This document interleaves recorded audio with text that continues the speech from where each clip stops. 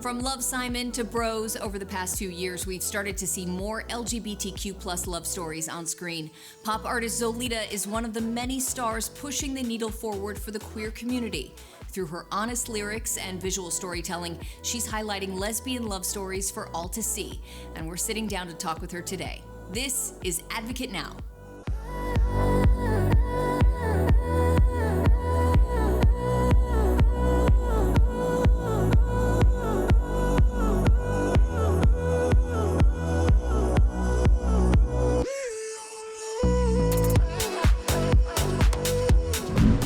Zolita, we're so excited to have you with us today. I'm so excited to be here. Thank you for having me. Well, you're known for creating these really catchy tunes with stunning visuals, but at the core, a lot of what you explore in your music includes love and heartbreak. Why are those common themes for you?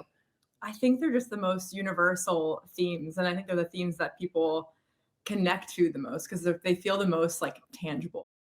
Yeah, in your music, you explore the confusion of falling out of love, getting over someone, and then falling in love with someone else. How can those types of lyrics be liberating for women? We've all experienced, most of us have experienced both of those things, right? Like falling out of love and then falling in love with somebody else, and like I don't know, the sadness that comes with the bittersweetness that comes with both of those things. So I think just getting to hear your experience in art is liberating always, and also getting to tell my experience through art for me is liberating. Thank you for coming out here. I don't think I could have done this without you. Well, you mean the world to me, so I wouldn't miss it. You've really built up such a strong following, especially within the LGBTQ plus community. Why is it important to share LGBTQ plus love stories through music and on screen as well? I think it saves lives, like period. I think people seeing like representations of themselves helps them realize that it's that they'll be able to like live their lives proudly. And I love that a lot of your music explores the concept of female sexuality, spirituality, feminism. What messages are you hoping to bring to the forefront in that regard?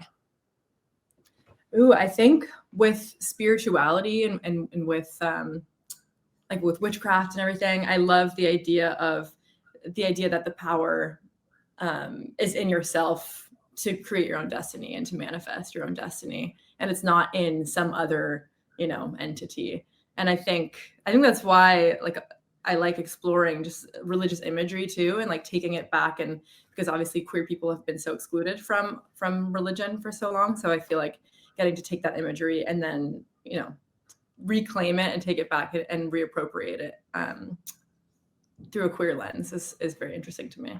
Yeah, you mentioned both witchcraft and religion. How do those play big roles in your musical storytelling? I think just anything that is a part of my life is always going to play a role in my storytelling, and witchcraft and just like practicing magic became a part of my life several years ago, and I think ever since then it's just always played a little bit of both visually and thematically. Can you explain, witchcraft and how you use it in a way without the stigma that might be attached in many people's minds? Yeah, definitely. I think that the idea, like modern day witchcraft, I think a lot of people don't even realize that they are practicing magic like in their everyday life. But the way that I practice it, maybe there's like more elements involved, like candles and herbs and things like that. But I think that we all have like that power inside of us to manifest. And I think that people sometimes do in ways they don't even realize they're doing it. So yeah, we're all magicians, and we don't even realize our power, and that it can be used in a positive way. I think so many people attribute that with maybe a negative connotation. Absolutely. Right? Yeah. Just because of the way that the media has depicted witchcraft and like dark magic over time. Exactly. Yeah. I was watching some of your videos. I saw quite a few comments where people said that, this was the type of representation they needed to see.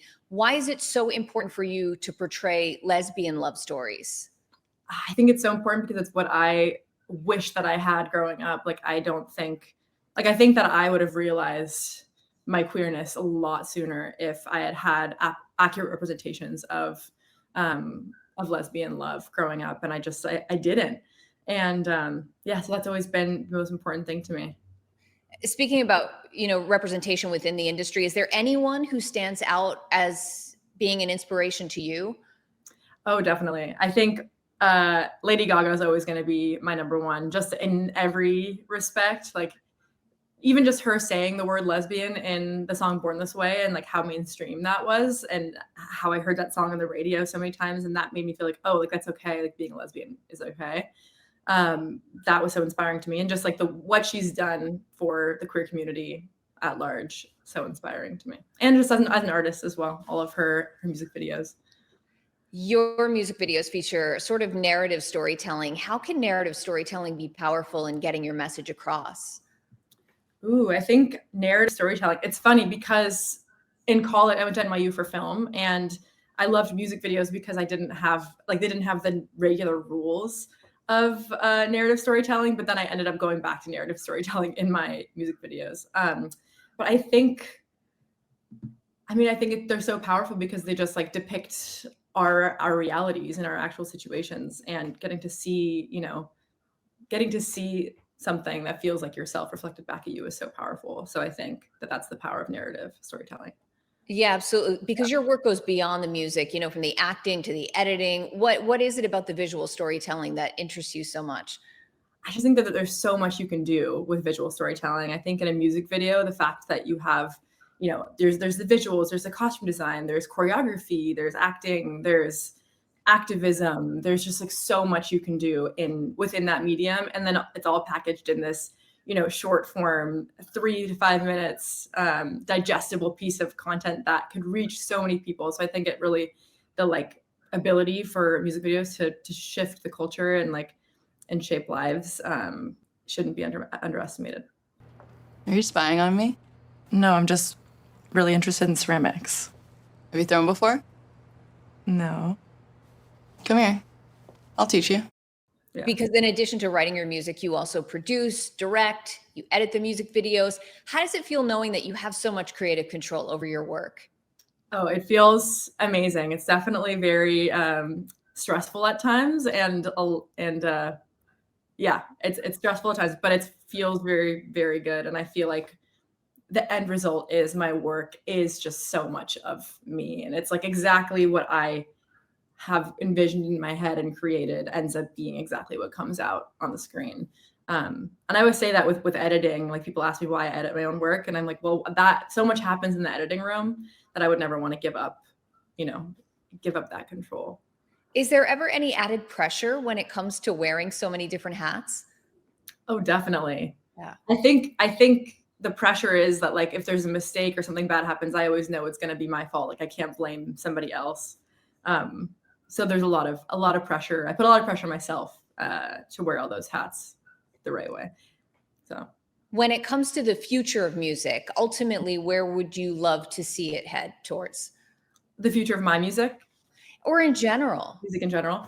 Ooh, I think music's in a really cool place right now because genre is not as important, I think, as it once was, just like with streaming platforms. And then also, I think that it's not as big of a deal for people to be singing about, like it is a big deal to sing about queer love, but it's not like if somebody sings a queer love song, it's not like, oh, this is a gay artist and that's their thing. It's just like people are singing about who they love, and that's okay. And it's just becoming more normalized, which is so incredible. So I think music's in a cool place. You could have chosen any genre of music, being in this industry, but you chose lyrics that really liberate people. And I feel like that takes confidence.